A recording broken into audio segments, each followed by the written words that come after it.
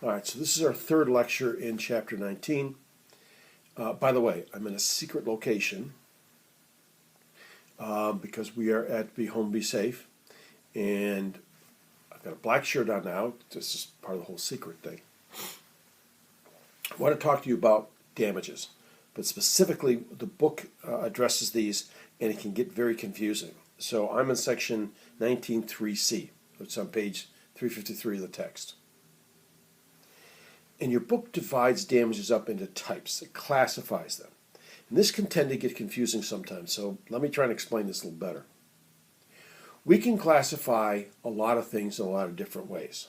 So in our class, for example, we could classify into two groups, males and females, right? Distinct groups. We could also take that group and classify them by those in the first year and those beyond their first year. We could classify it by hair color. Dark, light, brunette, blonde, redhead, whatever. Keep classifying.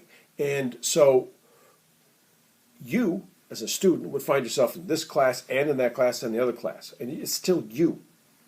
So don't allow classifications to throw you off. There's a lot of different ways to classify, and understand them distinctly as being within the category of what they're trying to classify. So if they're talking about gender only, well, then it's just the gender classification. That's what your book does, so I'm going to try and go through these. So the first one is the difference between compensatory damages and nominal damages. Compensatory damage is what we really care about, what we're focused on, because it compensates the party who's aggrieved. The non-breaching party has to be compensated in some fashion for damages caused by the breaching party. Those are compensatory damages. The opposite of that are nominal damages. Nominal damages, by its name, nominal, insignificant, small, we call it de minimis, means that there's really just, it's a small sum to say basically that, yes, you were the breached party, but your damages don't amount to very much, or hill beans. The most famous example of this was in an antitrust case back in the 80s. There was a football league called the USFL, and they were a rival to the National Football League, the NFL. The NFL is what you know now. It's what the Lions have been attempting to try and do something with for your whole lifetime. The USFL was started by people who had some money. President Trump, for example, was one of the owners of one of the teams. And they sued the NFL for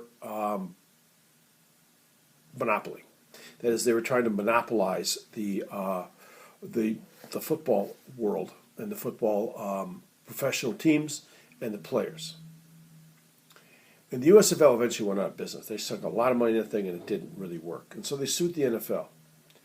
And they were able to prove that the NFL did breach the antitrust laws regarding being a monopoly. But the jury awarded them $1. $1 because this is nominal damage, because you know what? They did. They did try to monopolize. They did do that to you. But you know what? Your damages were caused by yourselves. You guys spent like fools. You wasted your money. Your damages were caused by yourselves. So we give you $1. Now, so happens, under antitrust law, that gets trebled, which means tripled 3 times. So the award would actually came $3. But that's one of the classic examples of nominal damages. Next, another classification is damages beyond the loss. And there's 2 types, and they're rarely used. They're called compensatory or punitive. I'm sorry. Exemplary, I just did that wrong. Exemplary or punitive. Punitive is to punish. Exemplary damages are to make an example of. They are rarely awarded in breach of contract cases. Those are often used for other types. It is used sometimes in consumer cases because any given person's damage may be small. Let's say that back in the day, a store was not properly pricing their products. They advertise as one thing, or they would list it on the shelf as one thing, but they charge you more. That's a violation of law.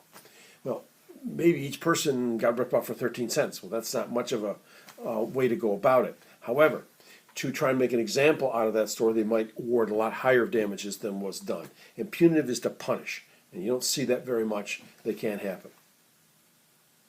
All right. So under compensatory, there's a classification under that. And it's direct versus consequential. Direct damages are damages that flow directly from the breach. So an example of direct would be,